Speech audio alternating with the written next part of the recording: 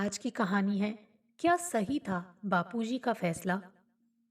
बीजी के जाने से पहले हम 6 सदस्य थे इस घर के। मैं, मेरी पत्नी, बाबूजी, बीजी और 2 बच्चे, किट्टी और चीनू। ये घर बाबूजी ने 35 साल तक क्लर्की करने के बाद बड़ी मुश्किल से बनवाया था। 1.5 साल पहले मैंने बीजी के पहले खुलकर फिर चुप विरोध के बाद भी घर की छत पर 4 कमरों का सेट बना ही दिया। राजी के कहने पर मैं अपने बच्चों के साथ अब इसी घर में रह रहा हूँ।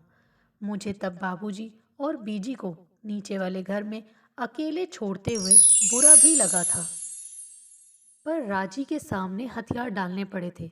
शायद इसके पीछे ये भी हो सकता है कि हर मर्द को चाहे अपने घर की तलाश हो या ना हो, पर हर औरत को ज़रूरत होती है। हर मर्द कहीं अपने लिए स्पेस ढूंढे या ना ढूंढे, पर हर औरत को अपने लिए एक स्पेस चाहिए जो केवल और केवल उसी का ही हो। बाबूजी तब माहौल ताड़ गए थे जब मैंने उनसे छत पर सेट बनाने के बारे में बताया था, पर बीजी साफ मुकर गई थी, ये कहते हुए, क्या ज़रूरत है छत पर एक और घर बनाने की?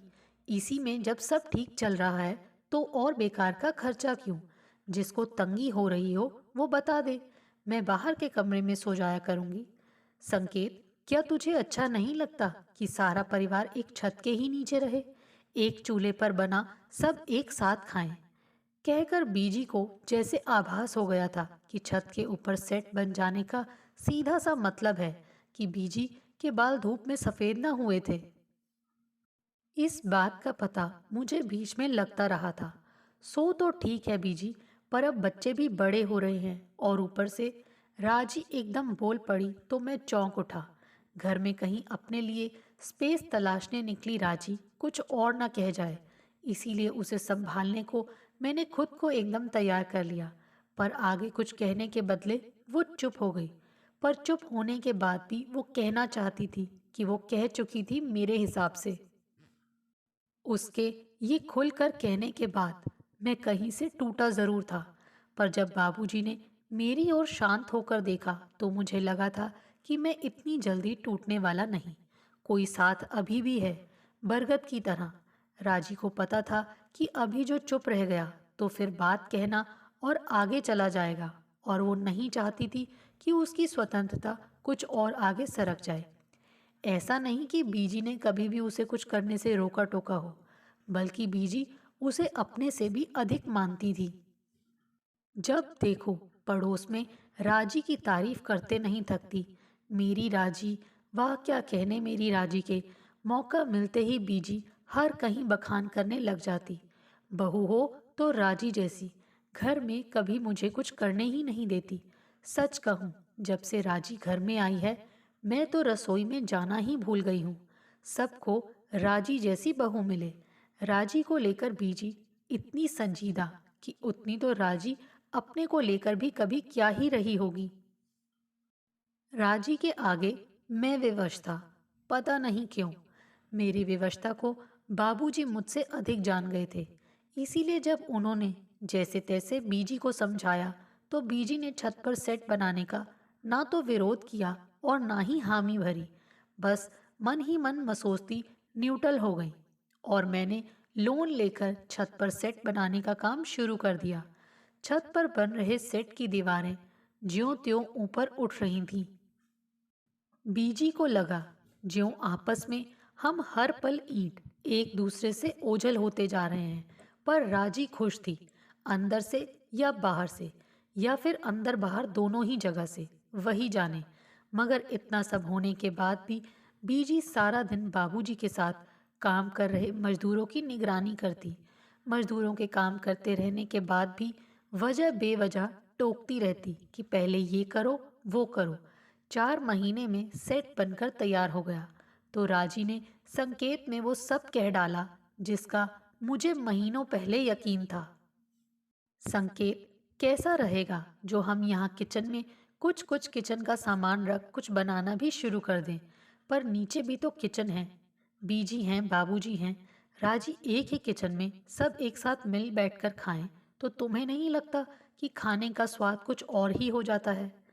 मैंने पता नहीं तब कहाँ से कैसे ये हिम्मत जुटाकर राजी से कहा था, पर मुझे पता था कि मेरी ये हिम्मत अधिक दिन टिकने वाली नहीं और हफ्ते बाद ही वो पस्त भी हो गई।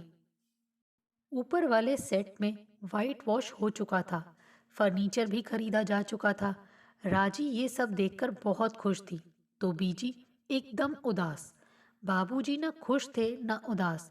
शायद उन्हें सब पता था कि अब आगे क्या होने वाला है। घर के हर मौसम को वो बड़ी बारीकी से पढ़ने में सिद्धहस्त जो थे। नई किचन में सबके लिए खुशी खुशी खाना बना। फिर हम सब खाना खाने बैठे। तब बीजी ने मेरी थाली में दाल डालते हुए मेरे भीतर झांकते पूछा, संकेत, ऊपर वाला सेट बन गया सो तो ठीक, पर साफ कह देती हूँ, चूल्हा जलेगा तो बस एक ही जगह। मैं चुप, मेरे हाथ का ग्रास हाथ में तो मुंह का मुंह में। बाबूजी सब जानते थे, इसीलिए वो चुपचाप खाना खाते रहे। उस वक्त वे बीजी के इस फैसले के ना तो पक्ष में बोले और ना ही विपक्ष में। वैसे पता नहीं उस वक्त क्यों मुझे भी ऐसा ही लगा, जैसे वो कुछ कहने की हिम्मत कर रहे हों, पर ऐन मौके पर चुप हो गए थे। दोनों बच्चे नए लाए सोफों पर पलटियां खा रहे थे।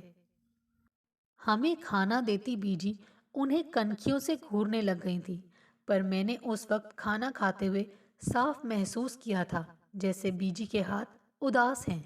उसके हाथों से खाना बनाने की वह मास्टरी कहीं दूर चली गई है। बीजी की बात जब मौन रहकर भी नकार दी गई या राजी द्वारा ऐसी परिस्थितियां पैदा कर दी गईं कि कुछ दिन तक तो राजी पहले नीचे सबको खाना बनाती, पर बाद में बीच बीच में ऊपर की रसोई में बच्चों के लिए स्कूल का लंच भी बना लेती। फिर धीरे धीरे बच्चों के स्कूल से आने के बाद भी भोजन ऊपर ही बनने लगा। और एक दिन जब मैं और राजी नीचे बीजी वाले घर में गए थे कि बीजी ने खुद ही राजी से वो सब कह दिया जो राजी बीजी के मुंह से बहुत पहले सुनना चाहती थी। पर कम से कम बीजी से तो मुझे वो सब कहने की उम्मीद नहीं थी, क्योंकि मैंने बीजी को 40 साल से बहुत करीब से देखा था। इतना करीब से जितना बाबूजी ने भी बीजी को नहीं देखा हो। बीजी ने उस दिन बिना किसी भूमिका के राजी से कहा था, राजी, तू ऊपर नीचे दौड़ती थक जाती है, ऐसा कर ऊपर के किचन में ही खाना बना लिया कर, मैं नीचे कर लिया करूंगी। पर बीजी आप, हमारा क्या, सारा दिन मैं करती भी क्या हूँ, इनके और अपने लिए मैं यही खाना बना लिया करूंगी। जिस दिन खाना ना बने उस दिन को तो तू है ही। पता नहीं कैसे क्या सोचकर बीजी ने हंसते हुए राजी का स्पेस दी तो मैं हतप्रभ। आखिर बीजी भी समझौते करना सीख गई थी। उस वक्त तब मैंने साफ महसूस किया था कि कल तक जो बीजी उम्र की ढलान पर बाबूजी से अधिक अपने को फिसलने से बचाए रखी थी, आज वही बीजी उम्र की ढलान से अधिक जज्बाती ढलान पर फिसली जा रही थी। जब आदमी समझौता करता हो तो ढलानों पर ऐसे ही फिसलता होगा, शायद अपने को पूरी तरह फिसलाव के हवाले करके। इस निर्णय के बाद से बीजी के चेहरे पर से धीरे धीरे मुस्कुराहट गायब रहने लगी। ये बात दूसरी थी कि मैं और दोनों बच्चे सुबह शाम बीजी के पास आ जाते। बच्चे तो कई बार वहीं से डिनर करके आते, तो राजी तुनकती भी, पर मुझे अधिक देर तक बीजी बाबूजी के साथ बच्चों का रहना अच्छा लगता। उस वक्त कई बार तो मुझे ऐसा लगता, काश मैं भी चीनू होता, काश मैं भी किट्टी होती। जिस बीजी के हाथों के बने खाने से रोगी भी ठीक हो जाते थे, धीरे धीरे वही बीजी अपने ही हाथों बने खाने से बीमार होने लगी। अब मैं जब भी बीजी को अस्पताल ले जाने को कहता तो वो हंसते हुए टाल जाती। अभी तेरे बाबूजी हैं ना, वैसे भी अभी कौन सी मरी जा रही हूँ, बूढ़ा शरीर है, कब तक इसे उठाए अस्पताल भागता रहेगा। जब लगेगा कि मुझे तेरे साथ अस्पताल जाना चाहिए, तुझसे कह दूंगी। और बीजी बिस्तर पर पड़ी पड़ी पता नहीं बड़ी देर तक किस ओर देखती रहती, मुझसे पूरी तरह बेखबर होकर, जैसे मैं उसके पास होने के बाद भी उसके पास बिल्कुल भी ना हूँ। बीजी को टूटते देख तब टूट तो मैं भी रहा होता, पर बीजी से कम तेजी से। कई बार हम केवल अपने आप को असहाय होकर टूटता देखते भर हैं। अपने टूटने को रोकना न उस वक्त अपने हाथ में होता है, ना ही किसी और के हाथों में। कई बार टूटना हमारी नियति होता है और उसे चुपचाप भोगने के सिवा हमारे पास कोई दूसरा और विकल्प होता ही नहीं। फिर हम चाहे कितने ही विकल्प खोजने के लिए सैकड़ों सूरजों की रोशनी में कितने ही हाथ पांव को इधर उधर मारते रहें। दिसंबर का महीना था। आखिर वही हुआ। बीजी ने जमकर चारपाई पकड़ ली। बीजी को जो एक बार बुखार आया तो उसे साथ लेकर ही गया। शायद सोमवार ही था उस दिन। सामने पेड़ के पत्ते पीले तो आसमान में सूरज पीला। एक ओर बीजी का चेहरा पीला तो दूसरी ओर बीजी को तापती धूप। बीजी ने चारपाई पर लेटे लेटे पूछा, राजी कहाँ है? बीजी ऊपर है, कोई गेस्ट आया है, उसे देख रही होगी। कुछ करना है क्या? नहीं, तू जो पास है तो लगता है मेरे पास पूरी दुनिया है। बीजी ने सूखे होंठों पर जीभ फेरते हुए कहा। बाबूजी साफ मुकर गए थे। तेरी बीजी ने मेरा बहुत ख्याल रखा है सारी उम्र। मेरे बदले खुद मरती रही। अब मैं भी चाहता हूँ कि। टाइम क्या हो गया? बीजी ने पूछा तो मैंने मोबाइल में टाइम देखकर कहा, बीजी 5 बज रहे हैं। बड़ी देर नहीं कर दी आज इन्होंने बजने में? बीजी ने अपना दर्द अपने में छिपाते हुए पूछा। बीजी, रोज तो इसी वक्त 5 बजते हैं। हमारी जल्दी से तो समय नहीं चलेगा ना? मैंने बीजी को अजीब से सवाल पर कहा तो वो बोली, देखना, रोज 5 बजते हैं और एक दिन हम ही नहीं होते, और पर 5 फिर भी बजते हैं। हमारे जाने के बाद भी सब वैसे ही तो रहता है। संकु, बस कोई एक नहीं रहता।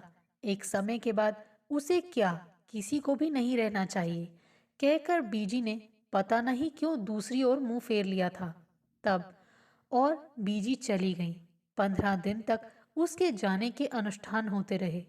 बाबूजी ने मुझसे बीजी का मेरा काम भी न करने दिया। जब भी मैं कुछ कहता, वो मुझे बस चुप रहने का इशारा करके रोक देते। तब पहली बार पता चला था कि बाबूजी बीजी को कितना चाहते थे, बीजी को कितनी गंभीरता से लेते थे। नहीं तो मैंने तो आज तक यही सोचा था कि बाबूजी ने बीजी को कभी गंभीरता से लिया ही नहीं। बीजी ही बाबूजी की चिंता करती रहती उम्र भर, और मरने के बाद भी करती रहेंगी। बीजी अपने रास्ते चली गईं तो हम सब की जिंदगी बीच बीच में बीजी को याद करते अपने रास्ते चलने लगी। मैं महसूस करता कि बाबूजी को अब बीजी पहले से अधिक याद आ रही हों जैसे। जब कभी परेशान होता तो बाबूजी को कम, बीजी को अपने कंधे पर हाथ रखे अधिक महसूस करता। तीज त्योहार, ब्याह शादियों में बीजी बहुत याद आती। अपनी पीढ़ी के हर तीज त्योहार पर्व के लोकगीतों का संग्रह थी वो। ऊपर से आवाज ऐसी कि जो एक बार बीजी के मुंह से कोई लोकगीत सुन ले तो सुनता ही रह जाए। बीजी के जाने के बाद जब भी मौका मिलता, बाबूजी बीजी की बातें लेकर बैठ जाते। बीजी के साथ के मेरे होने के से पहले के किस्से तब मुझसे साझा करने से नहीं हिचकते। कई बार तो बाबूजी के नकारने के बाद भी साफ लगता कि बीजी के जाने के बाद बाबूजी बीजी के और नज़दीक हो गए हों जैसे। पता नहीं ऐसा क्यों होता होगा कि किसी के जाने के बाद ही हम उसके पहले से और नज़दीक हो आते हैं।